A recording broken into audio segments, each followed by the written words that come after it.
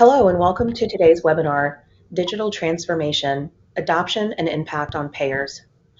Before we get started, I'd like to review a few housekeeping details.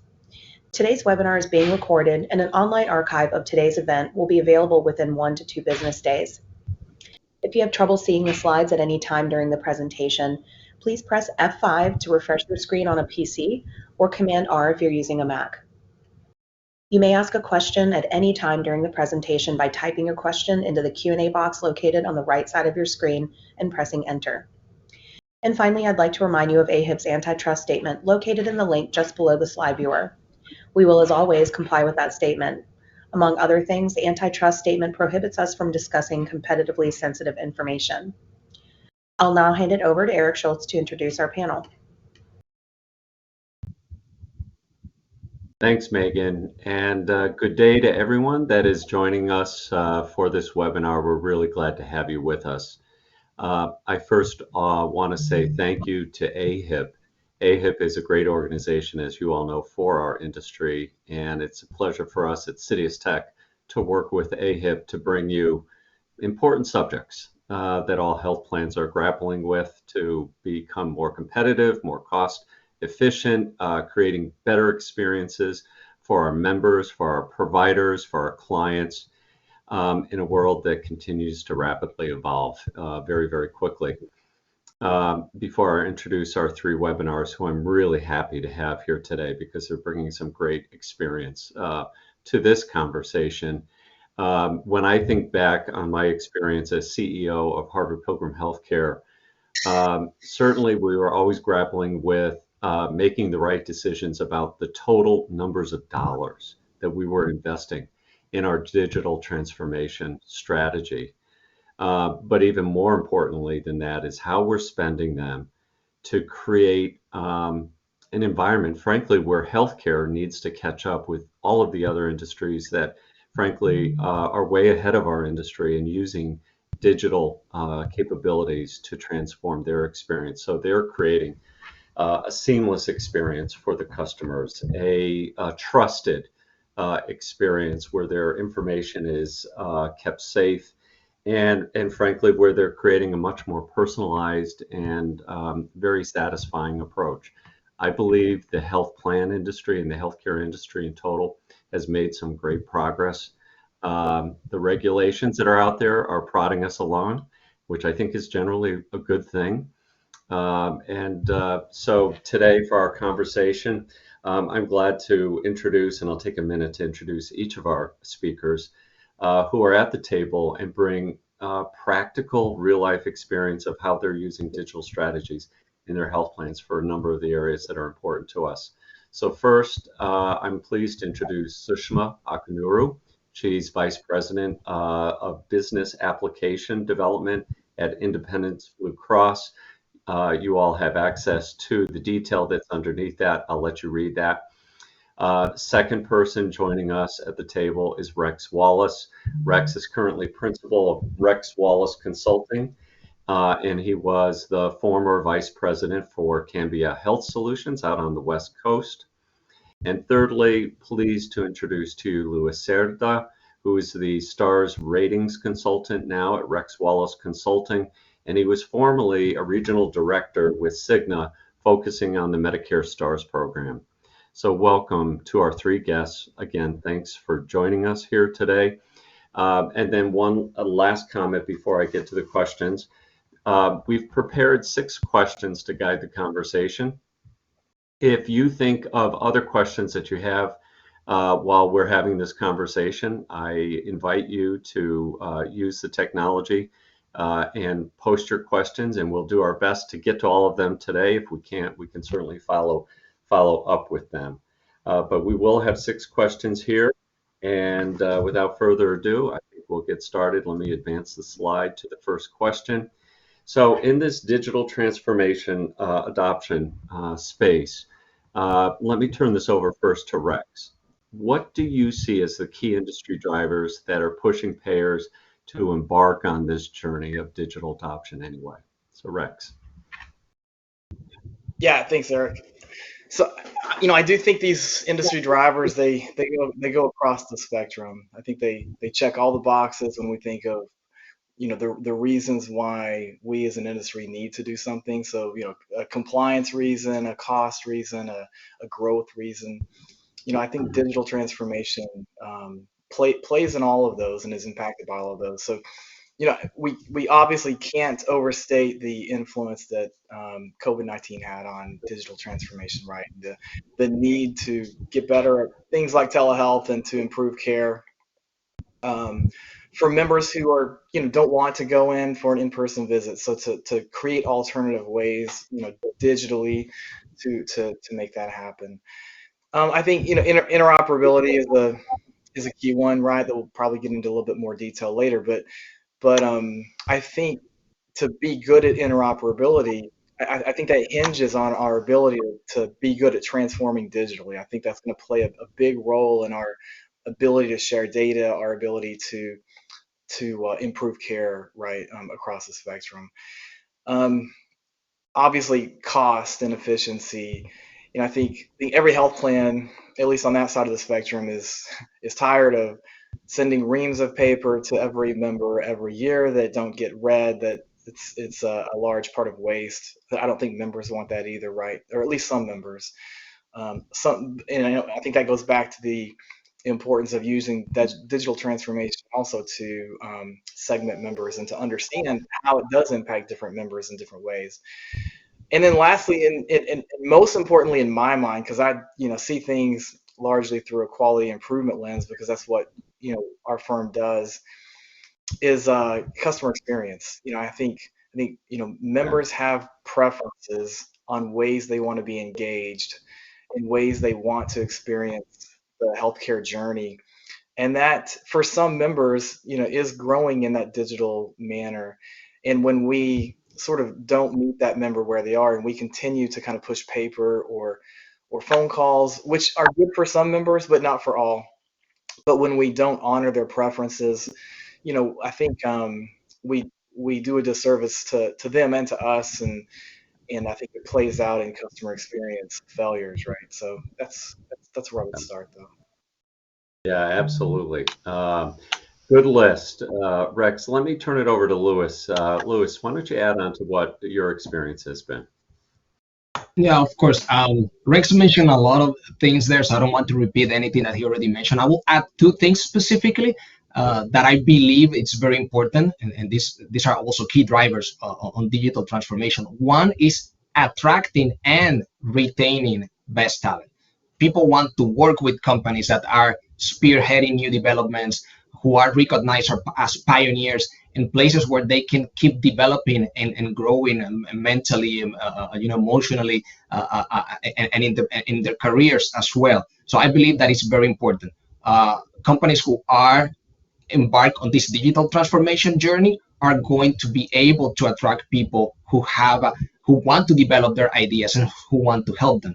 And the second one will be time management, because we are going to make processes a lot better.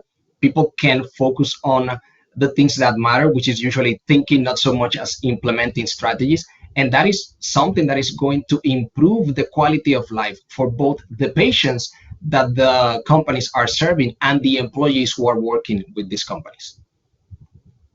Yeah, you're really raising a great point on the employee side. We focus a lot on the digital experience for our member and the providers, but with what we've been struggling with just culturally in the employment space is how do we attract and retain talent? So thanks for bringing that up, Lewis. It's a really excellent point.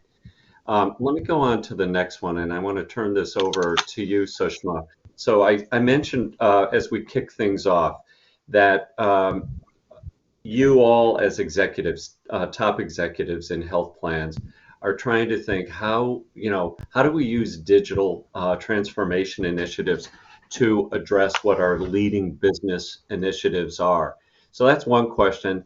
And then I'd love to get your thinking on that. And likewise with that, how have you been measuring the ROI of these efforts? No doubt the CFO is looking for ROI. No doubt the chief medical officer wants to see clinical outcome improvement, et cetera, et cetera. So Sushma, thoughts on that? Right. Yeah, no, absolutely. Good morning, everyone. This is absolutely an overloaded question, right? Like every C-suite executive is probably grappling with how do you define strategies that you can measure, you can deliver, and you can eventually, feed to the drivers that Rex and Louis just touched on. If you think about healthcare spending in America, right? We are slated to reach close to 6 trillion by 2025, and I mean, that's never happened anywhere else, and we rank in the top across the globe in terms of healthcare spending. So we know we have to curb that, we have to bring that down. At the same time, America doesn't rank number one in terms of the quality of healthcare, which means there's still opportunity to make that all the more valuable, equitable to members and subscribers. So that driver is nothing but the number one strategy that every payer today is trying to figure out. How do you then, improve quality of care, improve delivery of healthcare to our members, and how do you do that without, blasting your bottom line operational expenses? So that's really the number one strategy. And then you also have to think about how do you do this in an equitable fashion? How do you drive or promote equity of healthcare? Today we know, and data, is making it evident that not everybody across the country is, has the privilege for certain care and quality of care, which means we have to do a lot more. And I know payers are investing time and effort in that direction. Another thing that is very important, at least for Independence Blue Cross, is whole person health. We definitely have to pivot from, primarily being focused on physical health to really mental and emotional well-being of our members, which will eventually, there's a strong correlation. And again, data and analysis proves that when humans are, all-roundedly, their well-being is taken care from an emotional, physical, and financial as well. They, sustain the blows of, different kinds of diseases. They are, they withstand better health for less expense. So really, that's one of the things that we want to focus on. And lastly, we can't undermine the fact that competition is coming at us, right? Whether it's, large hospital systems, payers, startups. And I was looking at a fun fact last week. Digital startups raised close to 29 billion in funding just last year. And you can think Yeah. about, from a payer standpoint, we either have an opportunity to, Louis' point, figure out where there are good partnerships and where you can leverage those new upcoming capabilities, and companies, partner with them, you buy them, or you build on your own, right? So it's a constant struggle to stay afloat. And to the second part of the question, how do you really realize ROI? I think, Eric, it's going to be very key that we can measure our efforts, right? Data is going to be very key. We have to run advanced analytics to be more proactive, to say if we run this program, and what will this strategy lead to in 3 years, 5 years from now, and really keeping a close eye on how are we performing on those initiatives will be very, very key. Yeah, that's true. Louis, what perspective can you bring here on this question? I definitely agree with everything that Sushma was mentioning. I also believe that, as how will I say that? We need to understand what exactly is that we're bringing to the table. We need to understand how all of these services are going to affect members, and we have to look for those services and that are going to be impacted the most with this digital transformation, and make sure that we are working towards making it easy for the members to get the access to the care that they need. Mm-hmm. And, Rex, let me also turn to you on this, because I know you've done a lot in this space, not only, at Cambia, but now in your independent consulting. What would you add to this? Because this is a broad question, as Sushma mentioned, and there's a lot to it. Yeah, and she touched on, I think the most important things at a high level, especially, right? The things that are top of mind. I would, if we kind of got down in the weeds a little bit, for an example, and again, kind of back to quality improvement, where especially in the Medicare world and in the Medicaid world largely too, and growing in the marketplace world. I mean, you have to be good at quality to grow, right? And I think digital transformation, as with all these startup vendors, I mean, startup tech companies, I mean, there is someone offering something from a digital engagement, digital transformation standpoint across quality. And I think we have to entertain these. But a specific example I would give is if you think about I'll cause readmissions, right? So think about some of the best practices that we launch as health plans when one of our members comes out of the hospital, and we are trying to keep them from going back into the hospital, a few days later. A common best practice historically has been telephonic outreach, where we have a case manager call the member when they get home and kind of walk through all of the discharge instructions.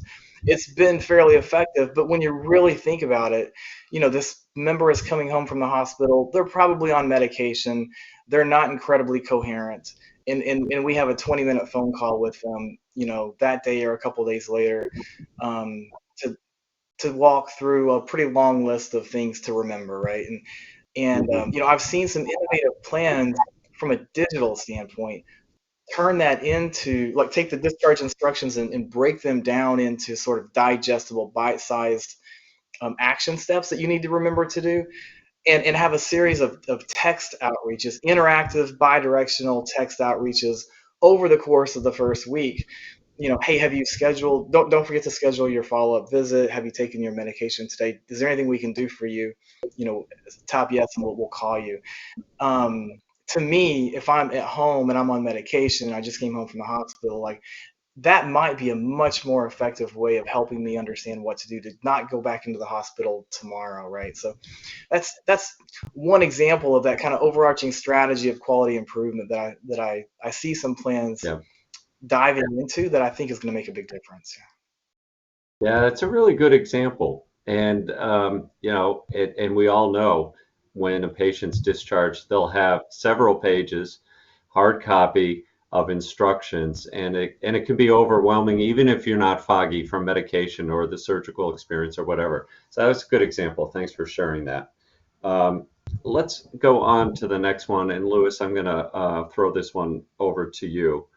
Let's see. Click that again. Here we go. I hear this phrase, we all do, and we have for years. How do we create an experience that delights our members, right?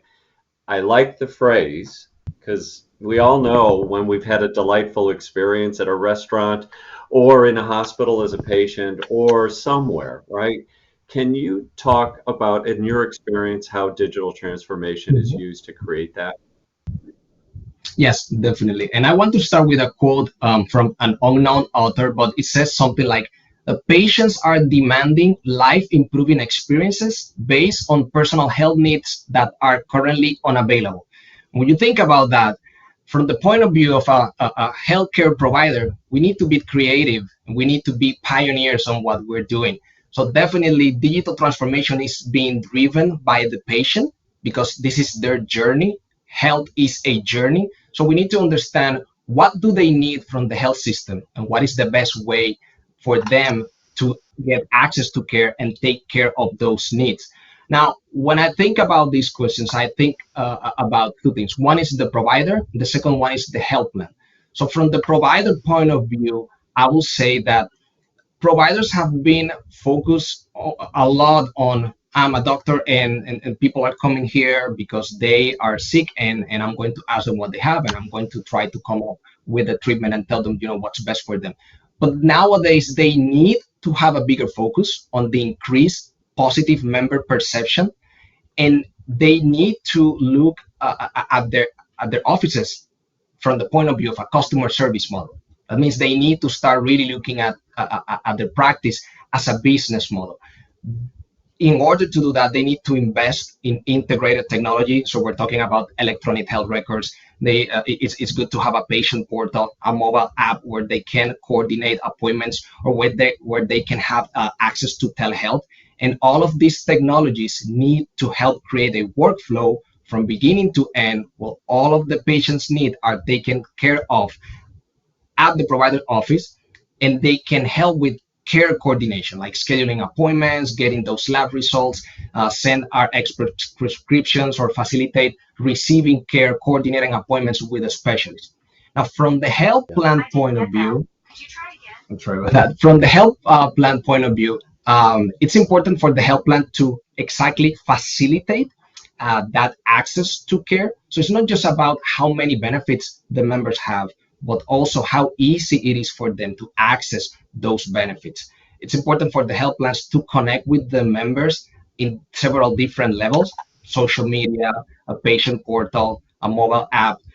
As they have more robust databases, they can help in connecting that data between providers. Providers usually complain about not having all of the data available, but the health plans can invest into that technology to help create that connection and that data sharing between providers. And yeah, just like I was saying, it's just about making sure that you are investing in the technology that is going to facilitate access to care for all of these patients. Yeah. Yeah, you raised some really good points. And, I think this is an area where health plans have done a lot of great work, and there's a lot to be done. And that is to create that seamless experience, from our traditional world of what we understand to be the health plan's role, but now facilitating that continuum across care delivery and helping our physicians create a great experience for or contracted providers to deliver access to the care that that patient needs and the role that the health plan can play in that. So good points. Sushma, can I turn this over to you and get your perspective on this important question? Yeah, no, I think Louis, you covered a lot of points that I was thinking exactly in those lines about as a member during the last 2 years of someone who was infected with COVID, and I had to go through my own journey, right? It was like eye-opening belonging to healthcare and being on the other side of that experience. I absolutely agree. I think what's going to be key is that sort of multi-model connectivity or connected health, where I take from my phone certain decisions on my own, right? Not depending on a provider who's not available during COVID. There was a shortage of, physicians to care for all that was going on. So there were certain decisions that we moved to members, right? And that was very important. And I think that particular model is going to prevail, where members are going to take control of certain decisions, whether it is care cost estimation right before you make a choice, scheduling an appointment through your phone, telemedicine visits, again through, you could be traveling or you're stuck at home and you really don't want to get out for an in-person visit. All of these have become, and then rounding it up with, let's say, a lab result arriving straight on the mobility is becoming key. You're able to now interpret very technical health jargon to member understandable language, right? And there's investment to be made in that direction. I think there's more to do. I'm not saying we're all already there. I'm just saying certain things like these, when you stitch all of those together and start transferring more control to members, I think absolutely it would become a delightful experience. Great. Thanks, Sushma. Let's go on to the next one. And in this next question, I think, Sushma, you mentioned something about healthcare equity. It seems to me that healthcare equity, ensuring that all of our members are getting equitable access to care for their particular needs, which is cultural and linguistic and gender, and a list of other variables here. I think during the last 5 years, there's been a great deal more focus around health equity. And now with digital transformation strategies, how are we using digital capabilities, AI, ML, and the like, to identify ways to ensure greater access and equitable access to care? And I have been reading, just continuing moves in third-party organizations that are in the role of accrediting healthcare companies or accrediting health plans and others, and now adding in health equity. to those standards. So there's a lot that's in this space and will continue to grow. Louis, can I turn to you first? Can you tell us a little bit about your experience of using digital transformation strategies to improve equitable access to care? Yes, definitely. I believe that in order to have true health equity, we need to identify and address the social determinants of health. And remember that CMS just mentioned that they're going to be focusing on this. So to begin with, this is a CMS requirement. All of the health plans have to start working with health equity and with the social determinants of health. But when you also think about it, companies are going to have competition for other companies. There's going to be tech and biotech companies who are coming out with different developments that are going to be increasingly more and more digital and more technologically advanced. And you also have a lot of demographic changes. We know a lot of so many people that are immigrating to the United States from all over the world. So all of them come with different social determinants of health, like language, for example, education, income, etc., etc. So we have to make sure that we are taking all of that data and we are building a more robust database, and we are creating the resources that they need. For example, nutrition, housing, transportation, all of these things that are not necessarily related to healthcare, but are going to influence how much access to care they have. Some of the things that I have worked on, or I know that other companies have worked on, for example, is like I mentioned at the beginning, I'm going to keep saying it, the most important thing here is providing that access to care.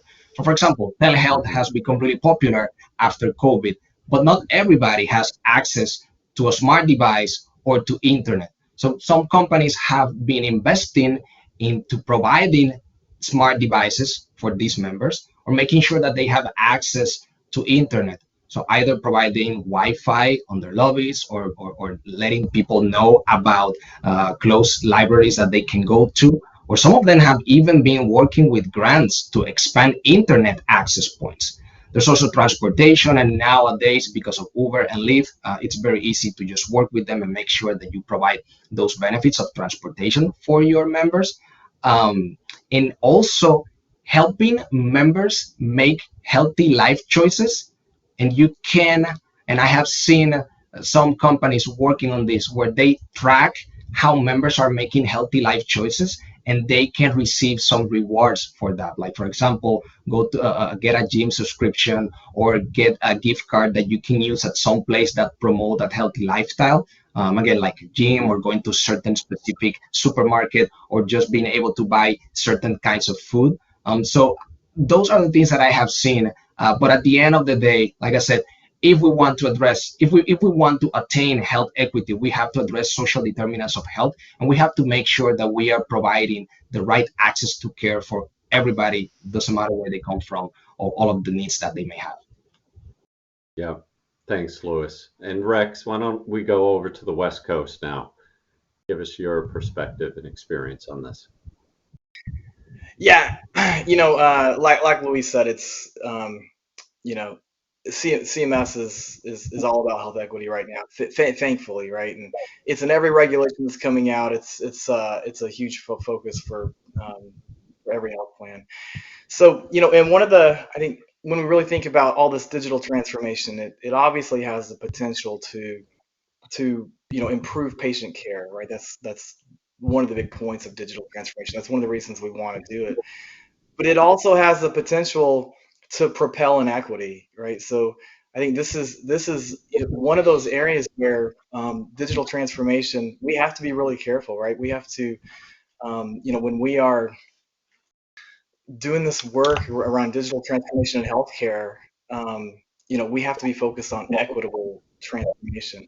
We have to make sure that the voices of the members in these racial and ethnic minority populations, that we're inviting them to the conversation, and we're hearing them, right? And we're using that voice of the member feedback from those populations, those underserved populations, to be the driver of what we're doing and why we're doing it. We have to make sure that technology is eliminating disparities and not exacerbating them, right? Yeah, and you're Yeah, and raising an Eric, interesting point. Yes, Sushma, please. sorry, I just wanted to, this is a very interesting topic and close to my heart. I just want to add one fun, I guess, interesting fact, I should say, that we learned in a recent research that African American population has lower hospital admission rates. They have lower digital adoption rates. They log in fewer times than the other population to their digital tools and self-service media. So it was almost sort of astonishing to see that there are, to Louis' point, there are other factors that we'll have to go beyond just promoting digital tools for the sake of the use of the tools versus what really drives certain populations to not have access to it or not have an inclination to use them. Yeah. So let me throw this question out to the three of you. We didn't really talk about it before, but we all have our bias, and it's not meant to be anything negative, but our biases, right, are created by our life experiences. And when we're using digital strategies, we're building algorithms, et cetera, how we look at the data, what it may mean. How do we ensure that, our biases are not properly impacting the digital strategy? Any thoughts on that? Don't jump all at once. I mean, I'll start, but I think it's making sure. I mean, I'll just be completely transparent, right? As a white male, I mean, I want to make sure other people are at the table making the decisions, driving the strategy with me, right? Like, because I don't have the same experiences. I recognize that, and I'm blind to a lot of the things that drive the inequities, right? So, um, and naive to many of them, I'm sure, right? So I need other voices to influence the strategy when I'm of the things that I'm driving. Yeah. And to Rex's point, I can add, I think also the important thing is to make sure that you are out in the field, that you understand what people is going through, what people need, and just having that mindset that when you are developing strategies or when you are deciding whom you're going to work with or what you're going to do, it's really directed towards providing that access to care for members. It doesn't matter who gets the credit. It's something for the patients. It's something for the customers. It's not something for me, for myself. Like the glory is not for the company. The glory is in making sure that the patients are getting the care that they need. Sure. I mean, at the end of the day, when you measure your clinical outcomes, let's say, you'll be able to see fairly effectively if your strategies and your thought process is making the kind of difference you want. That's for sure. Let's move on to the next one. And Sushma, I want to turn this one to you. You have a key and significant senior role at IBC, and so let's talk about kind of the basics of running the business, our core systems that we have in place, and certainly as we're dealing with inflation and potential recession and all of those economic pressures, we constantly need to make sure that the technologies we're using and the strategies that we're building to use digital transformation keeps them up to speed, up to date, cost effective, producing what we want them to do. And how are we also making sure that our data and analytics capabilities are constantly evolving? What are your comments, thoughts here, Sushma? Yeah, no, I look at when we talk about use of technology in any domain, right? Coming from financial services, I know that technology was really transformative to the business of banking, for example, right? And healthcare as well. From a payer standpoint, I believe I look at technology as 4 pillars. One, you need technology to modernize and sustain the markets, right? You need to scale, you need to be seasonal, you need to react to market dynamics, you want to be able to expand to new markets. Like, how do you do that with the fact that there is always going to be legacy technology. What's new today will become old tomorrow. So you have to constantly keep them updated. But one, tactic that every company is sort of applying is to really be cloud enabled, right? We want to, as much as possible, explore cloud technologies. We want to be multi-cloud ready.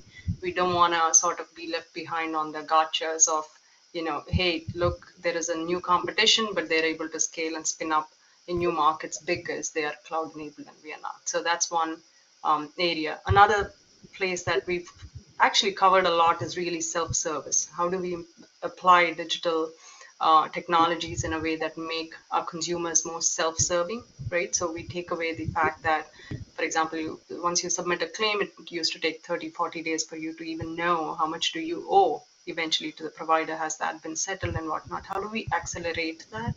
One, with the use of automation behind the scenes, as well as two, making it more, hey, I think I can submit a claim right through my digital tools.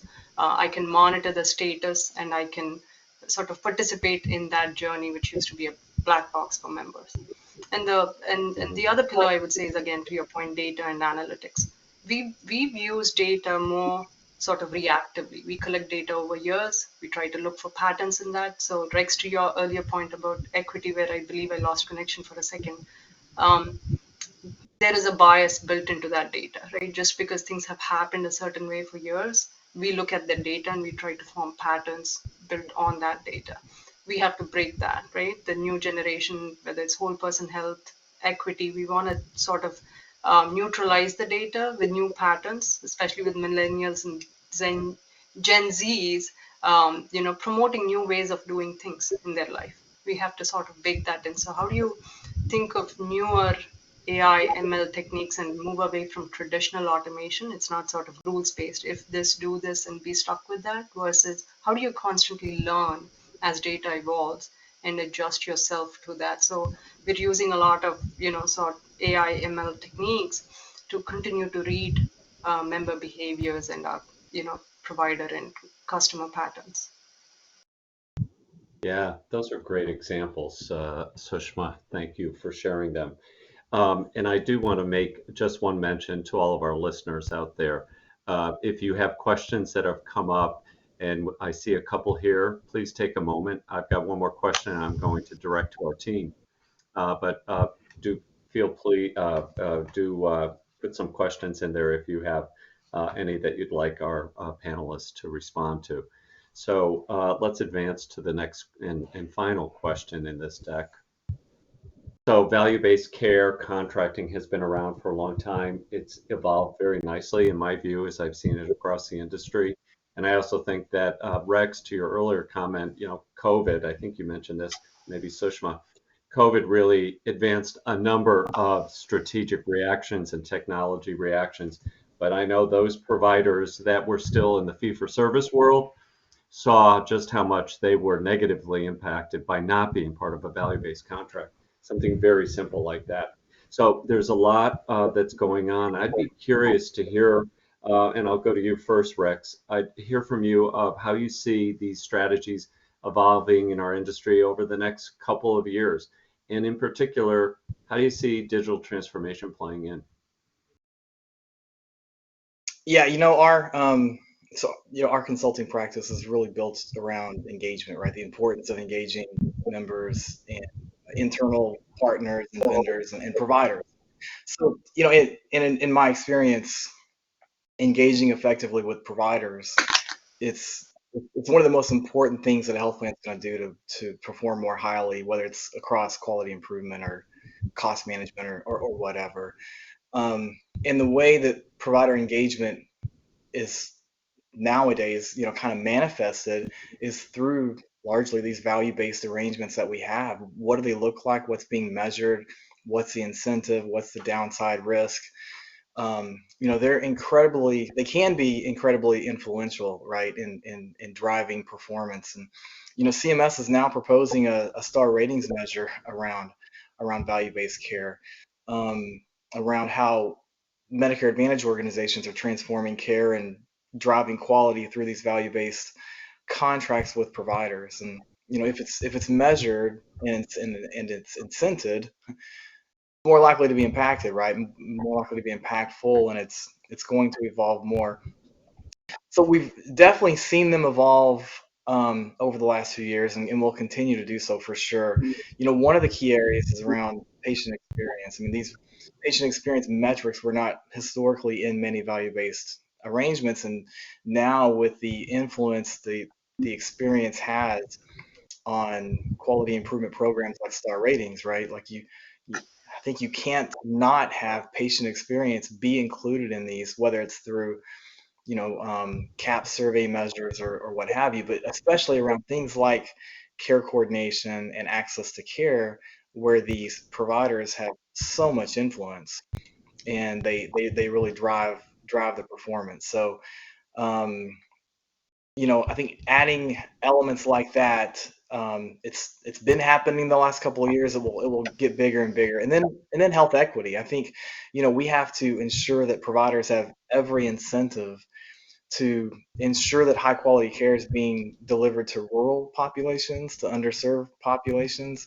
to make sure we're eliminating disparities. And I think digital transformation is going to help a lot in our ability to quantify to predict, right, the performance scores, to help measure the performance by, even if it's like a text post-visit survey. Like I know health plans who build a lot of their provider incentives around something as simple as when you get out of an Uber, right? You get, on a scale of 1 to 5 stars, how do you rate your experience with this driver? That's what some plans do for provider incentives. That simple. When the patient comes out of the visit, hey, on a scale of 1 to 5, how would you rate your visit with that provider's office? And that's what drives the incentive for that provider. Not to say that can be the answer for a value-based contract, but that helps us start measuring patient experience metrics that we might have a difficult time measuring otherwise, right? Yeah, and that's a great single example that shows how other industries are using, digital capabilities to advance their client customer experience. And we've got a long ways to go for sure on the healthcare side. So Shma, Lewis, I'm curious if you've got some thoughts on this that you want to weigh in on. Yeah, I was thinking as you were giving some examples, Rex. Today, payers, at least in recent years, we've been trying to implement rewards programs, right? Hey, if you get your mammogram done, you earn these points, and it was almost always sort of one directional. Right now, I see conversations with how do you bring providers into the mix? How do you have them have a tooth in the game to say they were the ones who drove members also to such preventive care, or just being more health aware. So whether it's health literacy, or you want to sort of engage members, to your point, in a bi-directional conversation with payers, because today members only look for their insurance company when they need an ID card or they need an explanation of benefits. Like, we got to go beyond that and become like the go-to place where, in the absence of being able to talk to a provider, they're also able to rely on payer industry to guide them through those very complex health journeys. Yeah. Mhm. Just Lewis, to any add thoughts you to want to the add? excellent points. Yeah, just to add to the excellent points that Rex and Sushma you brought, I believe that digital transformation will definitely help us create more robust and accurate databases, and it's going to be easier for us to share that data with the providers. So as we keep working on these value-based agreements, and we can provide access to the doctors to this data, I think it will help them make adjustment faster in care and treatment of the patients, and they're going to be able to have healthier patients, and they're going to be able to achieve those value-based agreement goals that they have. All right. So here's a curious question. So I went to a specialist the other day for myself, and I carry in my iPhone an image of my ID card front and back. And then I also can get an image of it by going to the website that my health plan has created. It's really terrific. I can go in and get an image, and send it on to anyone. It's PDF or whatever. But when I get to my provider, the provider says, "Can I see a copy of your ID card?" And I say, "Well, I don't have one. I have an image here." And then I said, "Do you want me to text it to you, or do you guys have any thoughts on that? Are health plans doing anything to help facilitate what the provider can do at the registration level?" Sushma. Well, I'm sorry, I can't speak for the provider, but I know that today you can add your ID cards to your Apple Wallet, and we want to make it as easy as you go to Starbucks and use your rewards card to get a cup of coffee. Healthcare has to become so straightforward, whether it's, when you visit a provider or you're just sort of reconciling your expenses for this month. Like, I need to know how much have I spent on coffee this month, right? And I need, similarly, I need Too much, clarity no on, doubt. am I not being, careful about my health, and am I just visiting the doctor's office too often for my age and my demographic? That data should be at my fingertips and not for a research organization to use for 3 years from now to a different population I won't belong. Yeah. Rex, I saw a smirk on your face. Did that mean you also had a comment?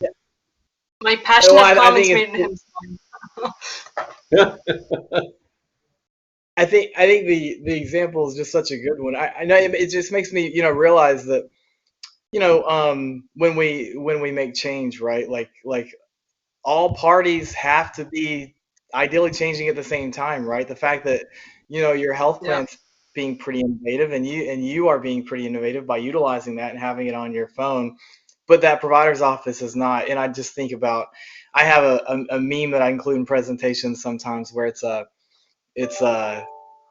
it's Marty and the guy from the scientist from Back to the Future, right? Where he's saying, something like, we've gone back in time to 1975, and he says, no, we haven't. Providers are still using faxes, right? Like so many health plans are still leveraging fax machines because that's what providers sometimes, right, lean on, and what they can use so much. So yeah, just the fact that, I think the CMS interoperability rules will hopefully bring everybody up somewhat at the same time, if and when we ever get there. But just the fact that, one party can be really innovative, but if the other one's not, then it just doesn't work, right? It creates kind of So much abrasion for a with the member. seamless. Right. Yep. Well, anyways, I appreciate those comments. Let's go to some of the questions that are coming in. We've got, about 10 minutes left. One question is, and I'll throw this question out, and please jump in. What do you see as the biggest barrier to digital transformation? Who would like to go on that? I guess I have a thought on that. I believe, not the only one, but one thing I have seen is a barrier to digital transformation, and it's not just in the healthcare industry, but everywhere, is the resistance to change. People don't want to change. People don't want to leave their old ways. They feel they don't want to leave their zone of comfort. So I believe that one of the things that we need to be doing is, as soon as we know that change is coming, we need to start communicating that to everybody in the healthcare company, to all of the providers that we work with, and make sure that this doesn't take them by surprise. We have to help them. We have to walk with them through that path and through that transformation. Yeah, willingness to change or unwillingness. Absolutely, Louis. Good point. Any other thoughts?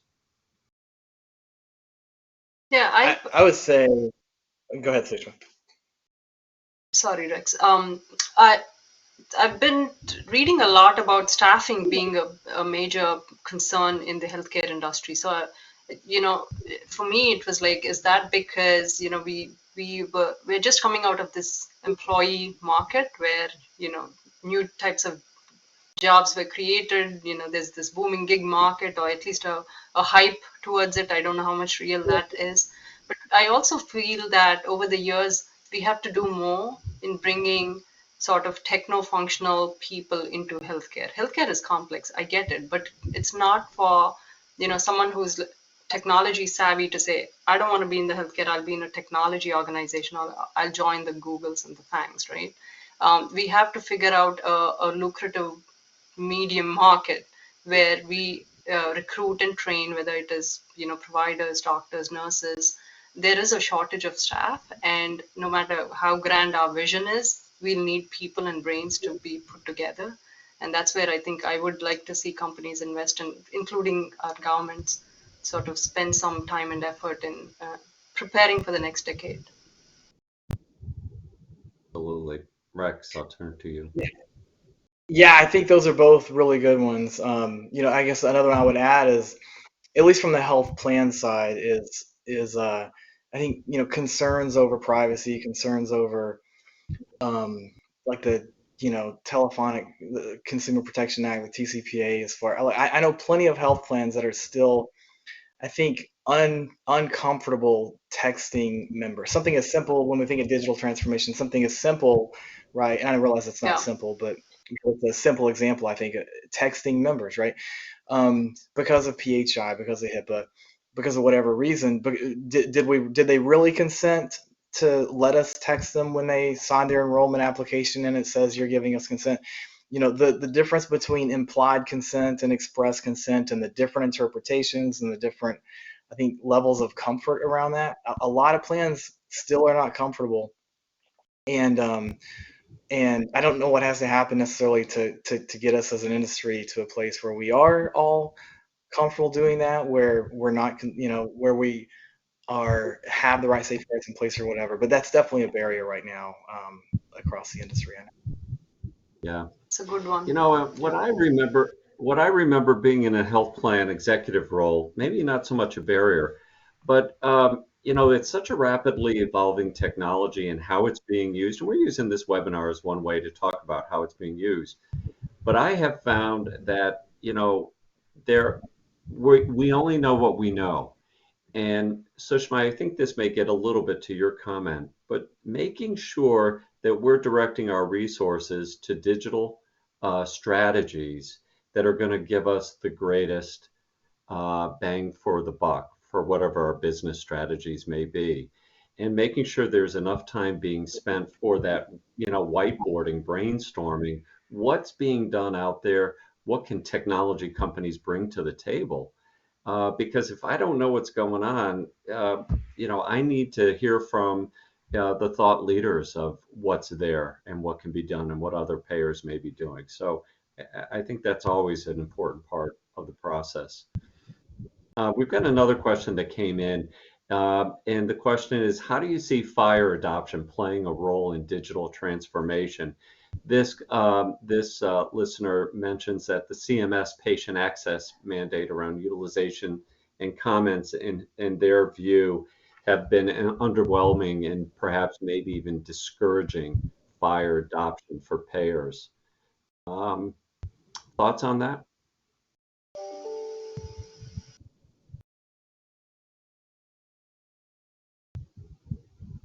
Well, I'll at least speak from independent standpoint. There's a phase when you wanna comply with the mandate, right? You want to do the bare minimum. You want to build connections, and you want to make sure if there is a market out there where interoperability will become pervasive, you're ready for it. That's where most payers, in my opinion, research are. What this question is bringing to bear is really the fact that how much have we seen members and patients, utilize this capability? Or how much are we saying, hey, now I have visibility? To my earlier example, if I change plans or I'm in a different, domain right now, I should still be able to see my health journey, right? In my X number of years I've lived, how did I perform? Was I overspending in a year? And, did I become more careful with my health during this period, and why? I should be able to look at my life history, but today they're all disjointed. How much is it driven by members' interest, right, or individuals' interest to get more involved in health and health outcomes is the big question. I think I'll go back to sort of, we have to do more in that, educating people to sort of take control. It's happening naturally in some areas and with certain generations, I feel, but there are certain generations who are like Only when you met with an event or an incident, or you're really in some chronic condition, is that when you sort of pay attention to health. It's not a natural part of your life. When things are working fine, you don't quite care, what's happening. You're breathing, you're moving, you're healthy, so who cares? So that pivot has to happen. It's almost like young, high schoolers being introduced to financial wellness. I have a 14-year-old. She's taking classes on financial literacy, and I found it sort of amusing that there wasn't anything specifically around health, right? Or healthcare, introducing them to how healthcare works and who are the players, what role do you play. There was nothing like that. Of course, there's physical education and promoting them to be outdoors. Sure. I don't think we should stop there. Yeah, that's a really good point. Rex, did you have a comment you wanted to add to this listener's question? So I will quickly get over my skis at talking about fire, right? But it's not a deep area of expertise. But I know it's a place where we're putting a lot of focus, and I could easily call a couple of friends, right? If I had a phone a friend ability here, I would do that. But what comes to mind, and based on some of the things that Sushma said too, I think when CMS comes out with maybe new rules, right? There is this spectrum of many. There's a spectrum of checking the box and really going all in, right? And so many of us, I think, start out just checking the box and doing the bare minimum. I think is what you said, Sushma. But I think we won't see effectiveness. We won't see real results until we move further up that spectrum, right? So I think that's a failure for a lot of us is taking such baby steps and just checking the box and doing the bare minimum around things like fire, around things like these patient access standards with providers. So I'm not sure that answers the question at all, but that definitely comes to mind, and I think there's some merit to moving up the spectrum quickly, right? Yeah, for sure. Louis, anything to add to there before we end? Well, I'm not an expert on fire, so my apologies on that. I do know about stars, which is what I've been focusing, for the past couple of years. So based on what Sushma mentioned at the beginning, like if you change plans, you should be able to take that information with you, your life information. That's something that probably like every stars leaders may feel connected to, because when we get new patients, we don't have all of that information from them, coming from from a different plan, unless what we have access is what is on the records, on their PCP office. But I truly hope that as we keep working with digital transformation, CMS can help create the basis for a true health information exchange, where if one person moves from one plan to the other, we can just have all of that information right away.